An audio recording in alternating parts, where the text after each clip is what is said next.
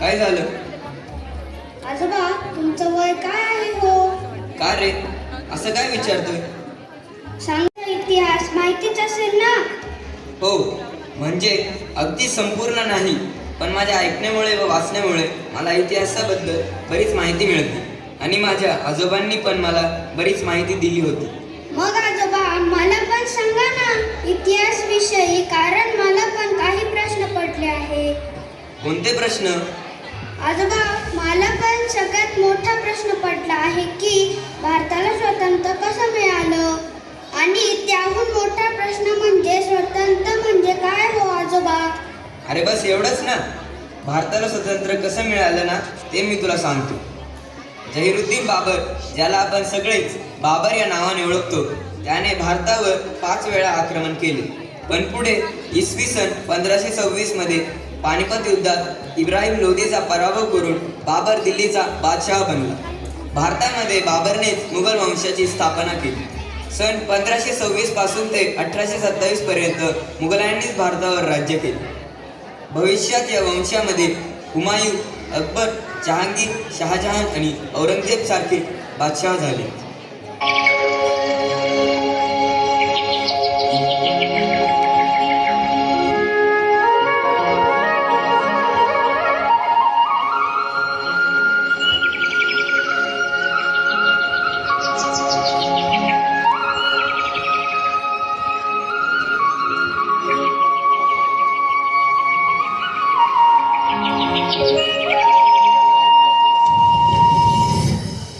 महाराष्ट्राचा सुखाने नांदत असताना एक दुष्ट कालयवनाची वक्रदृष्टी महाराष्ट्रावर.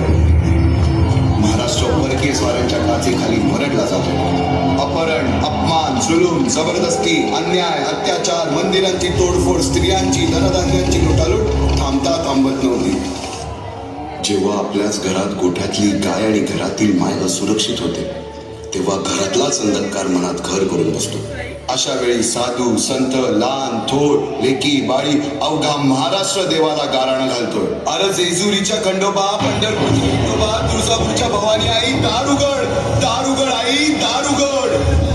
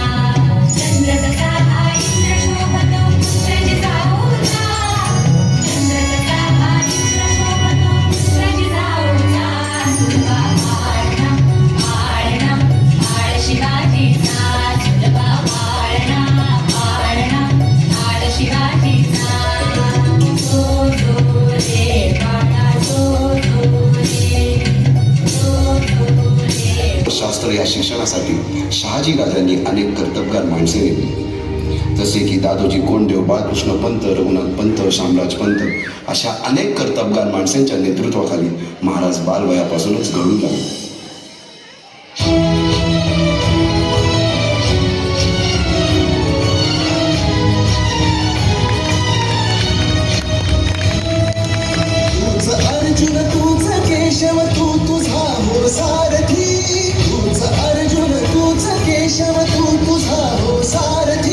करुणी मार गणी वावर दे भूमीस आहुती, करुणी मार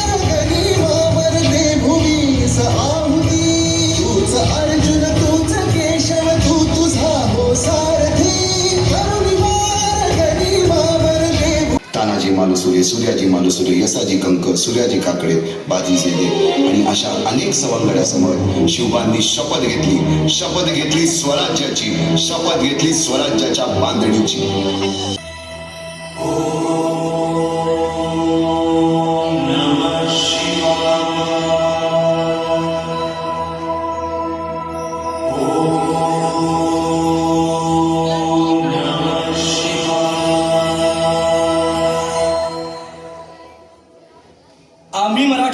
आम्ही मराठे यवनांची पीडा नष्ट करण्यासाठी हिंदवी स्वराज्य स्थापन करीत आहोत. यवनांची पीडा नष्ट करण्यासाठी हिंदवी स्वराज्य स्थापन करीत आहोत.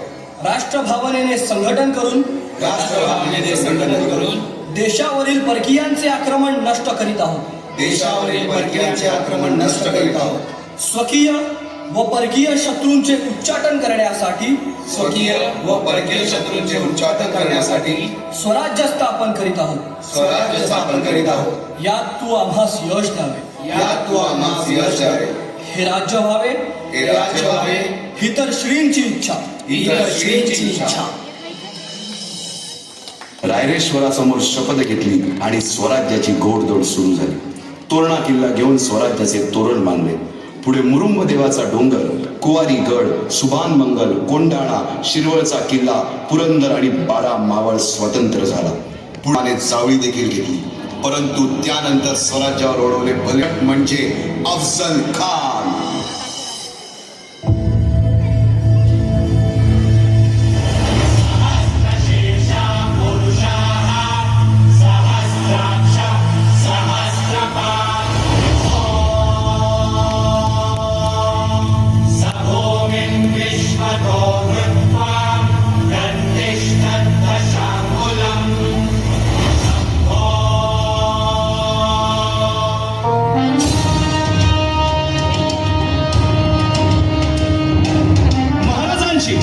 शिवाजी महाराजांची कीर्ती बेफाम होती.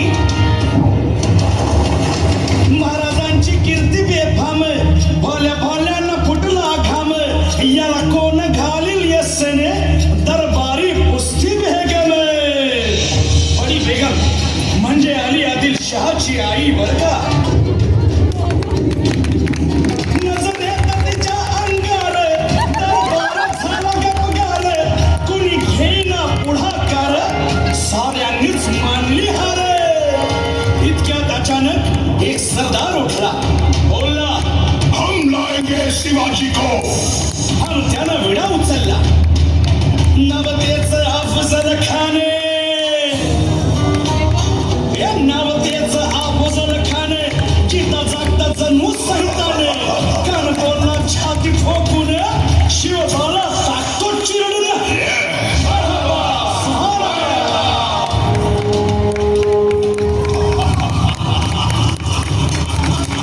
आता शिवबाचं काही खरं नाही.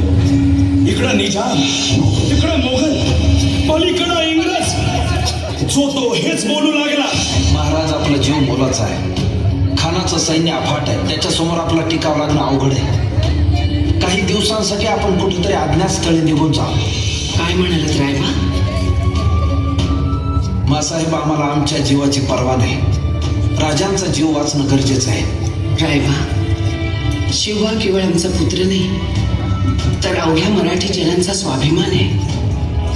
या मातेने आपला पुत्र गमावला तरी 72, परंतु भ्याडपणे पळून जाऊन या मराठी मुलखाचा स्वाभिमान गमावता कामा नये. अशा वाघिणीचा तो छावा, बाळासाहेब आपला पुत्र आणि मराठी मुलकाचा स्वाभिमान विजय टिळा लावूनच परत अशा वाघिणीचा तो छावा, गनिमाल कसा ठेचावा, डोक्यात नेहमी कावा, भेटीचा भाला सांगावा. खानाच्या भेटीसाठी महाराजांना एक शानदार शामियाना उभारला होता. आणि अशा या शामियाना खान डौलत डुलेला, खान डौलत डुलेला. सय्यद बनला त्याच्या संगतीला, सय्यद बनला त्याच्या संगतीला, शिवबाच्या संगती महाराज. राजाला पाहून खान म्हणतो कसा, आओ आओ शिवाजी, आओ हमारे गले लग जाओ. खानानं राजाला आलिंगन दिलं आणि दगा केला. खान अभिमान मान्या, खान अभिमान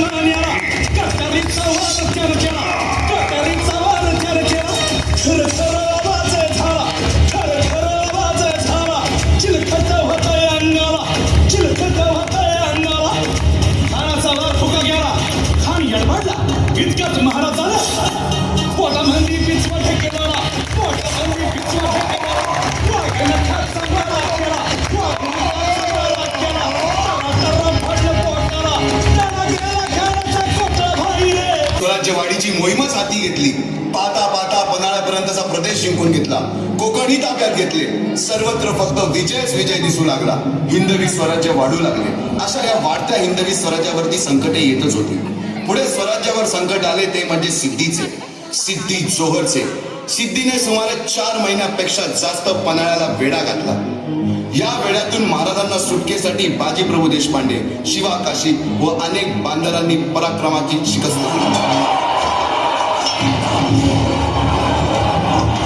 समोर मृत्यू दिसून सुद्धा शिवा काशी प्रति शिवराय बनून सिद्धीच्या शामियानात जातात. काय म्हणावे त्या धैर्याला. पावनखिंडी 3000 गनिमांची अवघ्या 300 मावळ्यांना घेऊन गोड किंदाडून धरली आणि बाजीप्रभूने राजांना पुढे राहण्यास सांगितले. काय म्हणावे त्या शौर्याला. राजे लाख मिले तरी चालतील, परंतु लाखांचा पोशिंदा हा जगलाच पाहिजे. जा राजे जा, फक्त एक करा. विशाळगडावर पोहोचल्यावर तोफेचे 5 बार द्या.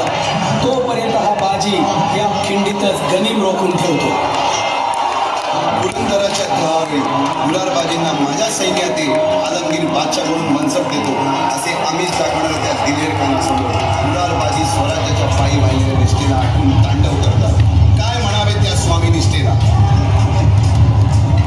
पुढे राजांना आग्र्याला जावे लागले. तेथील औरंग्याच्या मगरमिठीतून निष्ठून आल्यावर तहात दिलेल्या किल्ल्यापैकी जेव्हा कोंडाणा घेण्याची वेळ आली तेव्हा स्वतःच्या मुलाचे लग्न बाजूला ठेवून सुभेदार तानाजी मालुसरे पुढे आले. काय म्हणावे त्या त्यागाला. ही मोहीम मॅच फत्ते करणार राजे. आधी लगीन कोंढाण्याचं, मग माझ्या रायबाचं. अशा या स्वराज्याच्या यज्ञकुंडात अनेक महावीरांनी शौर्याची, निष्ठेची, त्यागाची संविधा धारण करून आहुती घेतली. अशा कित्येक महावीरांनी पराक्रमाची पराकाष्ठा करत स्वराज्याचे एक एक दगड, चिऱ्या, पायऱ्या बसवल्या, घडवल्या.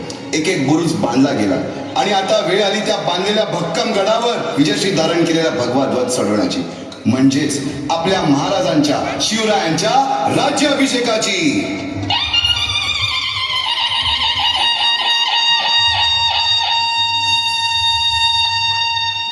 350 वर्षाच्या काळरात्रीनंतर अरुणोदय झाला.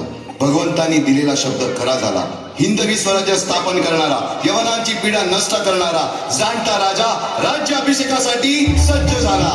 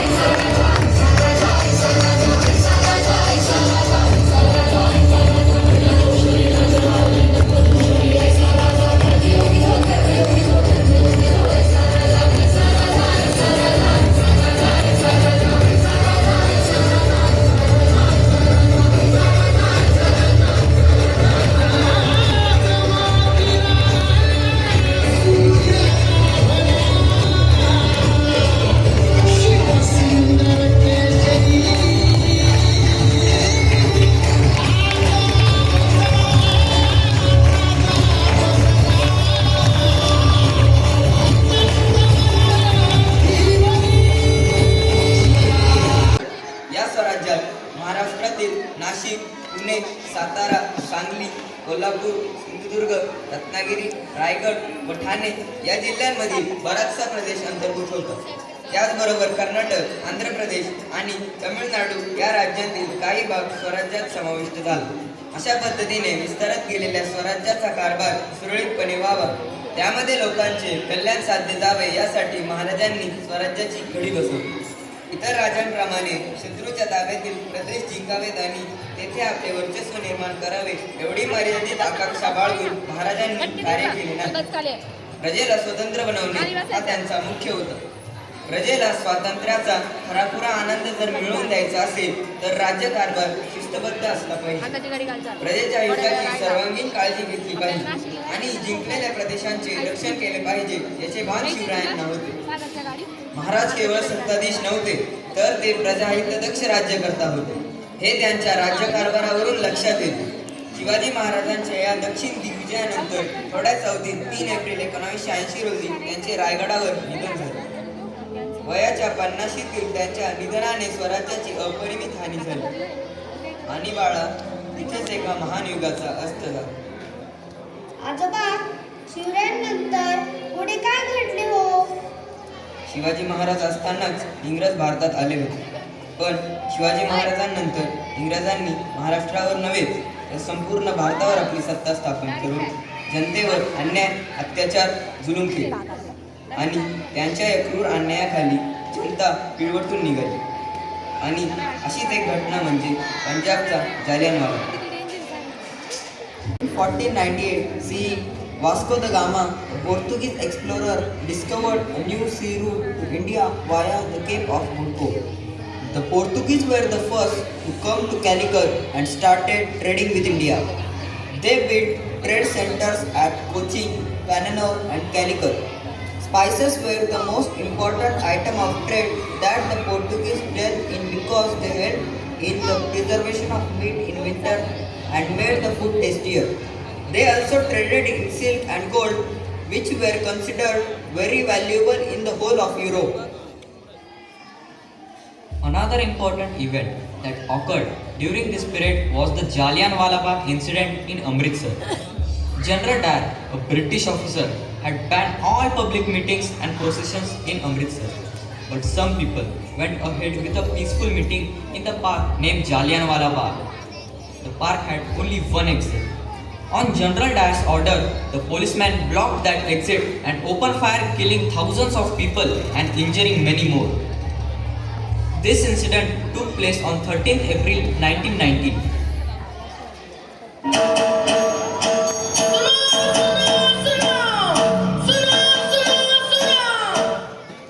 On behalf of British government, it is ordered that there will be a roulette rule on common people of Punjab, in which people who deny to obey British rule will be prisonized. On our country, our land, our people, how can British rule us? We will not let them rule us. Yes, we will not let them rule us. Yes, we will not let them rule us. Dear countrymen, you are aware of the fact that British people are making such laws which take all our rights. We will not remain silent. Yes, we will not remain silent. We will fight together with all our strength and non-violently. We are sure to win. British people are exploiting our country. We have to take care that we should not lose our patience and strength. We are ever united. Unity is our strength and non-violence is our weapon. This is the right time to do these things. Okay, my countrymen, we will have a peaceful meeting tomorrow in Jallianwala Bagh. Oh, what I heard this. These fool Indians are going to protest against Britishers. Wait, let me tell this thing to General Sir. Sir, may I come in? Yes, come in, you fool, and sit down. Sir, I have a very big news for you. Hey, what's the news? Sir, but I should get some rewards before telling this news to you. You greedy Indians, take this and now tell me the news. Sir, that fool Indians are going to protest against Britishers in Jallianwala Bagh. This meeting will be held tomorrow itself. Ha ha ha. So these Indians are planning such a meeting? Let's show them our power. Soldiers, get ready to kill the fool Indians.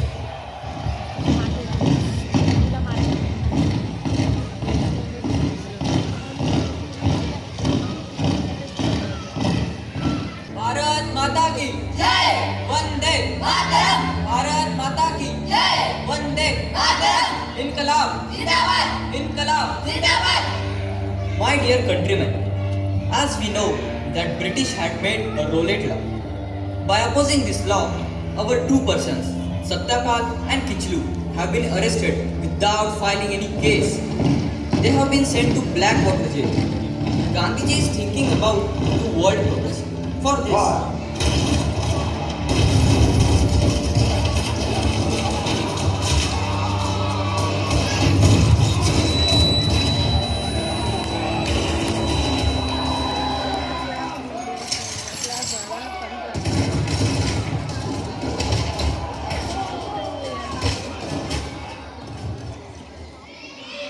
आणि अशा पद्धतीने इंग्रजांनी भारतीय जनतेचे वेगवेगळ्या चळवळीतून शोषण केले.